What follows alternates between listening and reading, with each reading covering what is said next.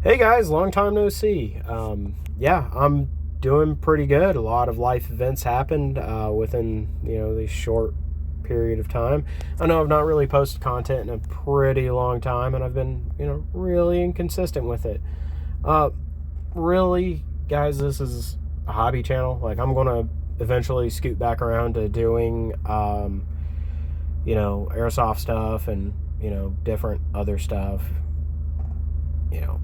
It's just things that I'm interested in and that I find pretty cool and I would like to share with everybody. One of them that I'm going to be, doing, and I'm going to try to keep this on a regular-ish basis, is teaching you guys how to program. Especially whenever I find something new and I'd like to post and share that. This isn't going to be like, a chronological series. And of course, I'm still using my phone. Sorry, guys. I've not really used or learned how to use different editing software and different stuff like that. Like, I've just not had the time. And this hasn't really been on one of my priority lists to do.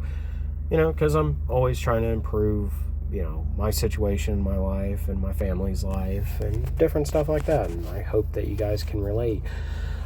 So I just kind of wanted to give you guys, an applicable skill that you guys can learn on the way.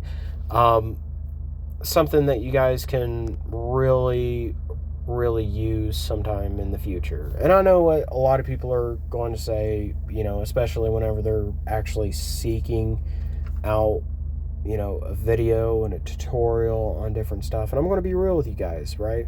Like, AI can do a lot of really cool things. It can even develop entire code in whatever code language that you're using. But this is the big but. You have to understand that code in order to implement it, right? If you don't know what that code is doing, then you're just blindly plugging in something and it may or may not work because, let's face it, AI is not going to be perfect. And it's never going to be perfect. And you have to always improve upon it. Much like you always need to improve your lives. So, okay. Well, enough philosophical stuff. I came here to watch, and learn how to do stuff. Just get into it. Okay, cool. All right. So, of course, I'm on my phone, right? So, yes, you can absolutely do this on your phone. You don't really need a computer, right? If you are on a computer, you can, code along as I go with a different tool. So that tool is going to be Visual Studio Code. It's free. There's plenty YouTube tutorials out there that will show you how to use Visual Studio Code. And if you're on Apple, you can just do the same process as what I'm going to explain for Android, and you're going to go on to your app store, whatever that may be, whether it's the Apple Store or Google Play or whatever, and you're going to look up Python IDE. Now, what does IDE stand for? It stands for Integrated Development Environment, right? And while you guys are, there, Googling, Visual Studio Code and downloading that, should be by Microsoft, by the way. You're also going to go into python.org and download Python, or you can search Anaconda, Python Anaconda, something like that, and you're going to find Anaconda and download that. That's also another really good thing. It's going to give you the Python programming language, and it's going to give you some really cool tools. Anyways, so let's talk about Python for a little bit, and then we're going to create our first program. And it's going to be a very traditional program. Every programmer, more or less, has done this at one point in time or another. So we're going to explain a few things. So every programming language has certain data types that are in there. And some data types are also called, something different. In Java, you have primitives, and those primitive data types, are just that, right?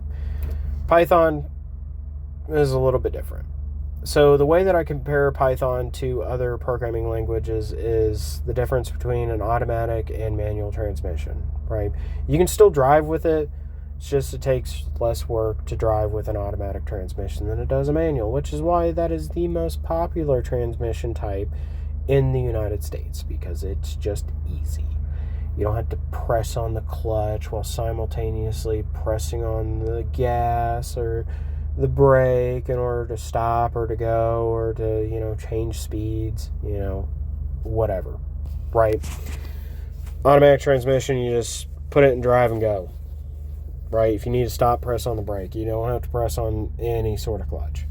That's how Python is, for the most part. There are some things that I'll explain later are a little bit different. Now, Python is a dynamically typed language, so you don't have to force typing, force the data type on what you're using. It will just assume, right?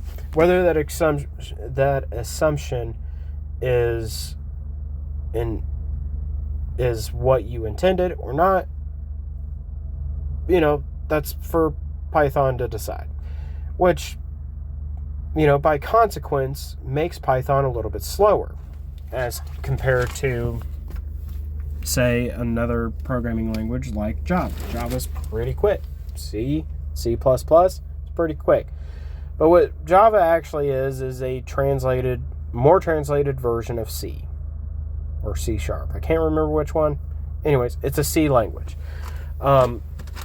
So that being said, there's a lot of really cool integration that you can do with C into Python.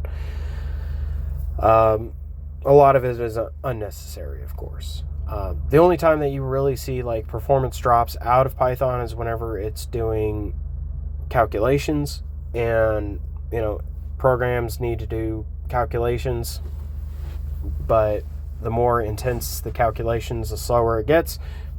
Python's pretty slow at it.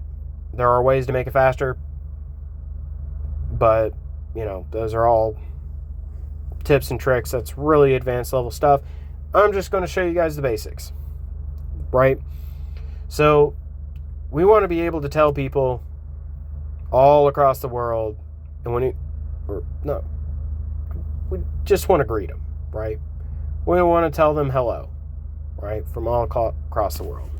So how are we going to do that? Well, in every single programming language, you have these tools called functions, right? These functions provide a specific thing that they can do. It can be and sometimes these are in the form of keywords, which aren't really functions. They're not really, useful in the sense that they're doing something, but what it does is these keywords imply that you're about to do something.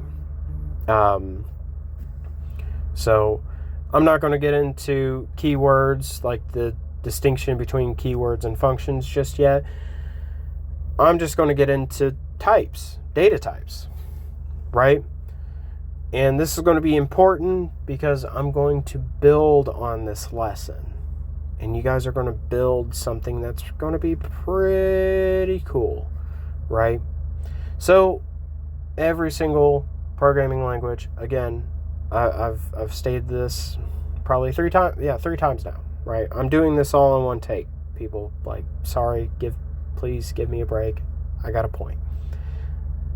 There are 4 different data types in Python, right?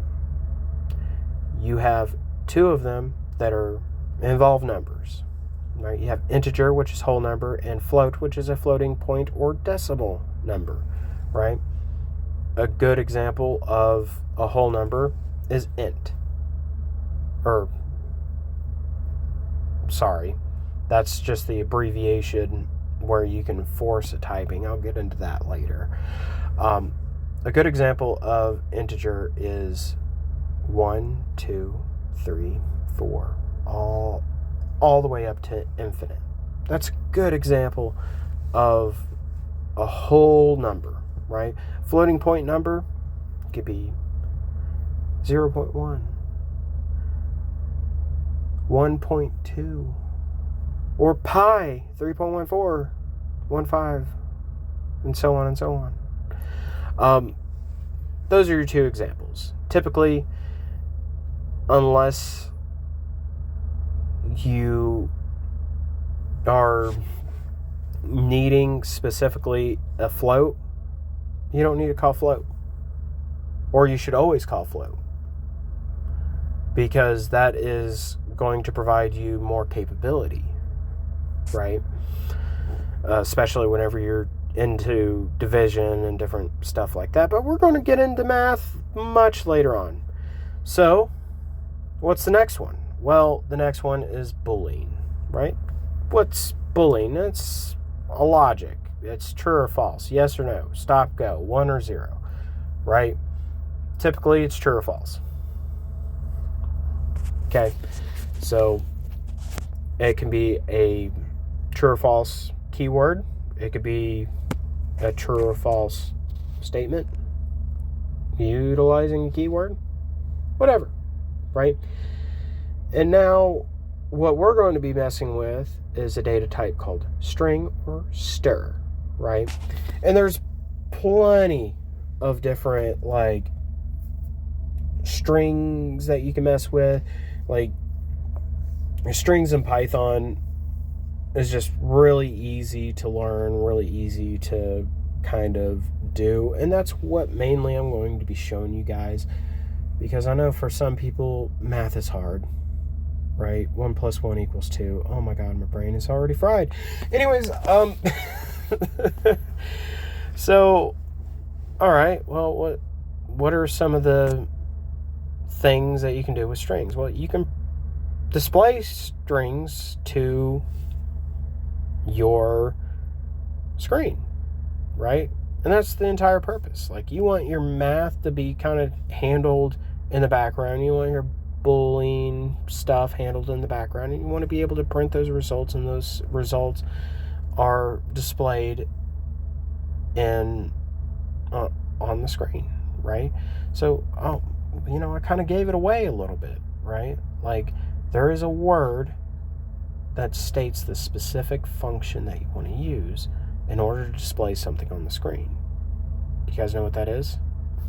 Well, in JavaScript, it's console.out with, round brackets and a semicolon, right?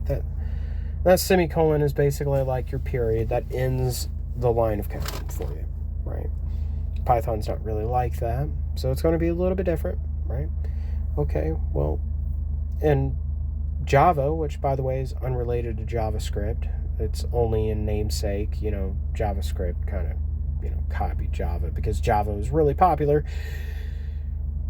Anyways, for Java, it is system.out.print and println if you want it to have a new line, and printf if you want it to function. I don't remember what it is for JavaScript, but in Python it's different. Python, it's just simply print. That's it, and we want to call it. And okay, well, in Java and JavaScript, you have to have a semicolon at the end, but as I said before, Python you don't. Which is really cool, right? That's less typing. All right. So we want to make sure that we are printing a string. We got to let, Python know that we are typing a string in and not some kind of variable, which we're going to get into in the next lesson. So we have to make sure that it's quoted. And you can use a double or single quote, but it must start and end with the same number of quotes, right? And it's your preference, but the normal convention is that you want to use a double quote, And the reason why is because, like, of certain, use cases where you're using, the single quote symbol for something else, and then you're going to have to escape out of it in order for the code not to be into it. And I'll explain escaping and all that fun jazz later. But for now, we are writing our very first program, and it doesn't need to be so complicated. I don't need to sit here and talk for hours and hours and hours on end. 15 minutes, that's already too long. So let's go ahead and greet the world. Okay, all right, now what do we do next? Well, in Python, that's it. You just hit play and it runs. That's the automatic transmission for you. So, what did we learn? We learned that Python's pretty easy. It's easy to learn. And you're going to learn so many different coding concepts learning Python, right? What is Python even used for? Well, it can be used for just about anything. It's a general purpose programming language, right? It's dynamically typed, so the typing can be inferred, right? And you don't need to create an object either in Python, as seen here, because it was only one line, right? So it's also procedural programmed. But it can also be object-oriented if you want it to be. And we'll explain that all in later lessons. You're going to learn how to build your own program and put your own GUI or graphical user interface. You're going to be able to do a lot of these different stuff, and a lot of these concepts are going to transfer over, though with different ways to do it. It's also called syntax. The syntax is going to be different, and all syntax means is basically the words, the phrasing, the different symbols.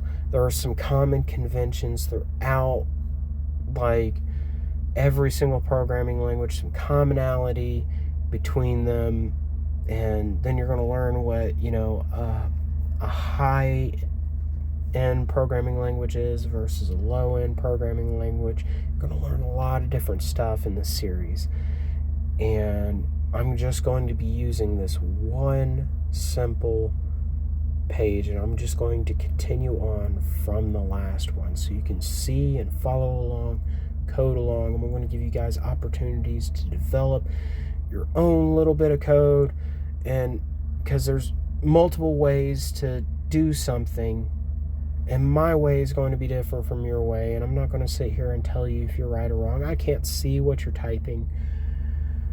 I don't want you to be like me. I want you to be better than me, right? And you might develop some little form that is better than everybody else's, and I want you guys to succeed. I want the student to surpass the master, and I'm no master by any stretch of the imagination. I'm still learning this stuff too, and as I learn, I'm also going to grow and develop my skills with Python while teaching you.